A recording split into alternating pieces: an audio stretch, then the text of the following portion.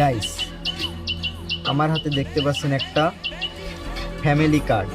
একটু ভালোভাবে ঘোরায় দেখাই। এটা হচ্ছে একটা নমুনা কার্ড। সো আমার হাতে চলে এসেছে আমার ছোট বোনের মাধ্যমে। যাই হোক, ফুটবলের ভাষায় বলি, আমরা যখন বিপক্ষ খেলোয়াড়কে বাজেভাবে আঘাত করি তখন রেফারি আমাদেরকে হলুদ কার্ড দিয়ে সতর্কবার্তা দিয়ে দেয়, পরবর্তীতে যদি এরকম কোনো কাজ করো তাহলে তোমাকে লাল কার্ড দিয়ে মাঠের বাইরে পাঠিয়ে দেওয়া হবে।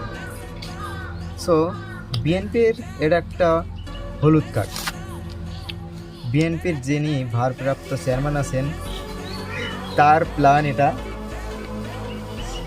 তার প্ল্যান না, তার আই হ্যাভ এ প্ল্যান, ঠিক আছে? তার একটা হলুদ কার্ড এটা ফুটবলের ভাষায়।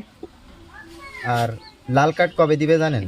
12 তারিখের পরে যখন ভোট হয়ে যাবে তখন লাল কার্ডটা দিয়ে মাঠের বাইরে পাঠিয়ে দেবে, ঠিক আছে?